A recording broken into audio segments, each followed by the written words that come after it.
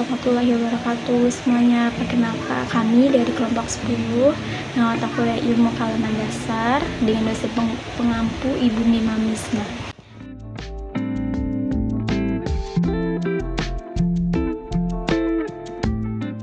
Perkenalkan, nama saya Andita Fitriani Putri dengan NPM 2021450009. Saya Nabila Apriani dengan NPM 2022-1450115.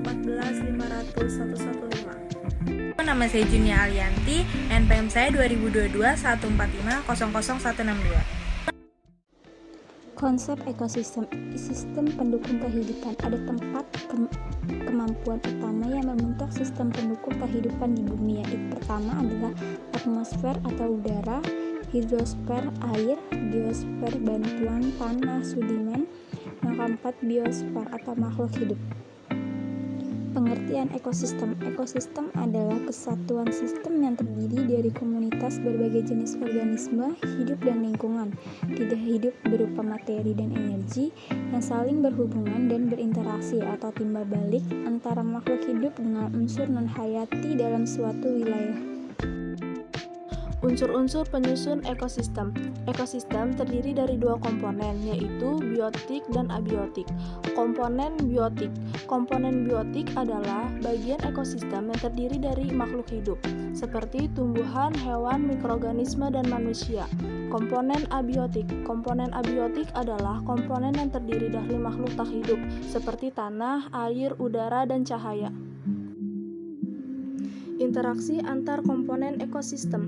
Simbiosis. Simbiosis terbagi menjadi tiga. Simbiosis mutualisme, hubungan yang saling menguntungkan seperti madu dan lebah. Lebah mendapatkan nektar dari bunga sekaligus menjadi agen penyerbukan bagi bunga. Simbiosis parasitisme, hubungan yang menguntungkan satu pihak seperti benalu dan inangnya. Benalu akan mengambil nutrisi dan air dari inangnya sehingga inangnya dirugikan.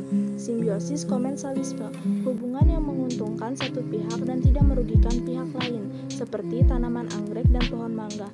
Anggrek mendapatkan keuntungan karena memiliki tempat hidup, namun pohon mangga tidak merasa dirugikan.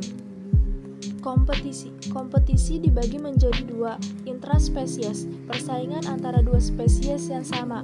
Interspesies, persaingan antara dua spesies yang berbeda. Predasi. Predasi adalah interaksi antar pemangsa dan mangsa, seperti ceta yang memangsa rusa. Rantai makanan. Rantai makanan adalah jalur pemindaian atau transfer energi dari suatu organisme ke organisme lain yang memiliki tingkat trofik melalui peristiwa makan dan dimakan.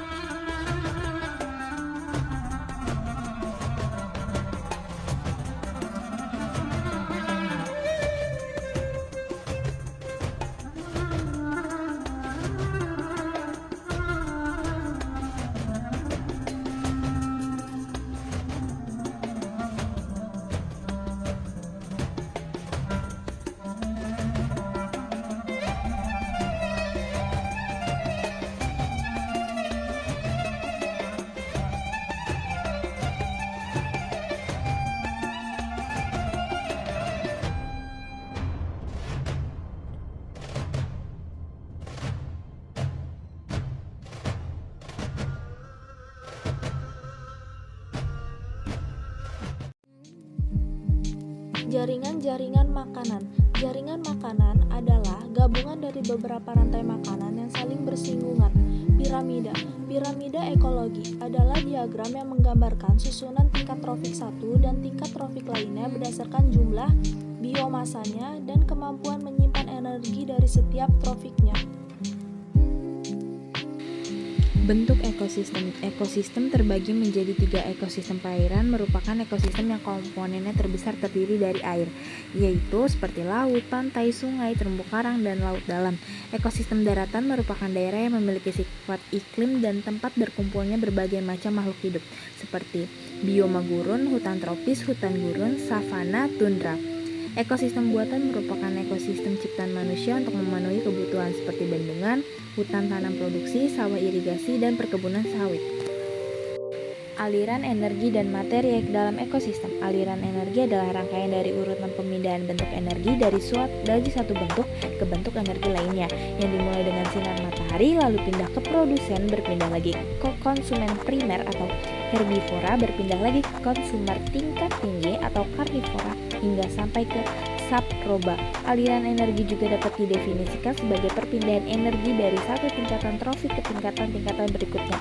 Pada proses pemindahan energi tersebut selalu terjadi pengurangan pada jumlah energi di setiap urutan pemindahannya melalui tingkat trofik makanan-makanannya. Aliran energi yang terjadi pada peristiwa ekosistem sebenarnya hampir sama, hanya organisme di dalamnya. Yang membedakannya beberapa contoh aliran energi pada ekosistem. Yang pertama, ekosistem yang terjadi di darat seperti matahari ke sayur-sayuran seperti sawi, bayam, kubis, lalu ke ulat sebagai trofik tingkatan kedua, lalu ke burung pipit trofik tingkatan ketiga, dan elang sebagai trofik tingkatan keempat. Kedua, ekosistem yang terjadi di perairan. Matahari, lalu ke fitoplankton, lalu ke seafood, lalu ke ikan yang lebih besar seperti hiu.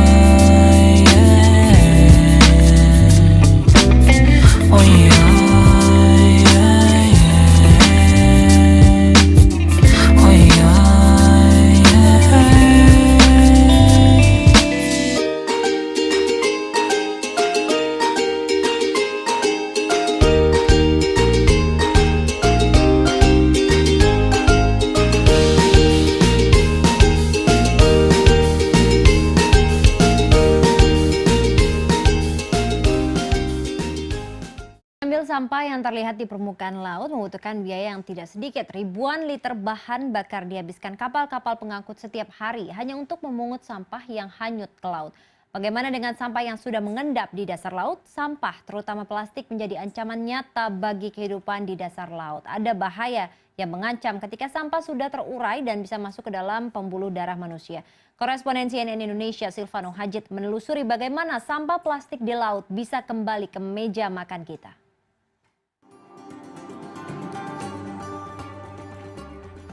Jika lensa kamera ini merupakan sepasang mata ikan yang berlindung di sela-sela padang lamun, beginilah kondisinya kalau lamun tertutup sampah plastik. Di kedalaman 1-2 meter, sulit menemukan ikan yang sudi mampir ke sini. Ini sampah plastik yang mengambang di perairan dangkal terperangkap padang lamun. Bagaimana dengan yang sudah mengendap? Kebanyakan lamun mulai mati karena tertutup sampah plastik dan tidak mendapatkan sinar matahari. Beberapa ikan berpencar mencari lamun yang masih sehat. Tetapi jangan senang dulu, masih ada sampah yang tercecer. Dan beginilah jika manusia berenang di antara lamun yang sekarat dan sampah plastik.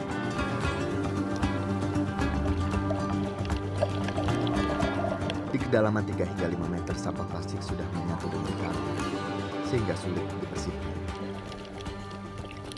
Baru saja menemukan sampah, bisa dikatakan sampah plastik bekas karung, ada di sela-sela karang. Sampah ini kalau menutupi karang, karangnya tidak bisa bernapas dan perlahan-lahan akan mati. Membutuhkan waktu yang cukup lama bagi karang untuk regenerasi. Setidaknya dalam waktu 3 bulan tumbuh hanya sepersekian sentimeter. Bayangkan jika ini terjadi masif di lautan Indonesia.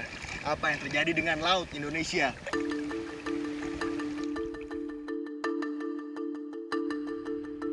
Satu-satunya cara untuk memungut sampah yang sudah menempel pada karang dan mengendap di dasar laut adalah dengan menyelam dan membawanya kembali ke daratan. Hingga saat ini, tidak ada satupun alat canggih buatan manusia yang mampu mencari sampah di dasar lautan. 5 menit sudah berlalu, masuk di kedalaman 15 meter.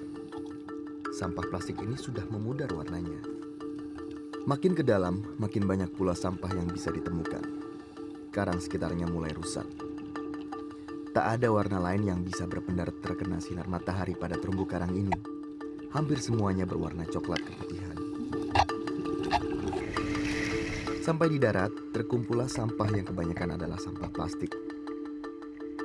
Setelah menyelam selama 15 menit di kedalaman 15 meter, inilah sampah yang ditarik dari dasar laut.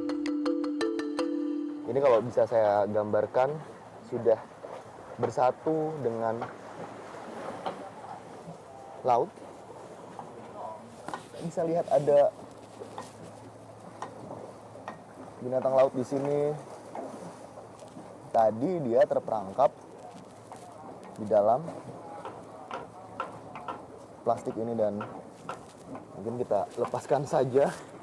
Walaupun kecil tapi ini sangat berguna bagi ekosistem di laut. Sampah yang Anda lihat ini ada dalam kehidupan kita sehari-hari.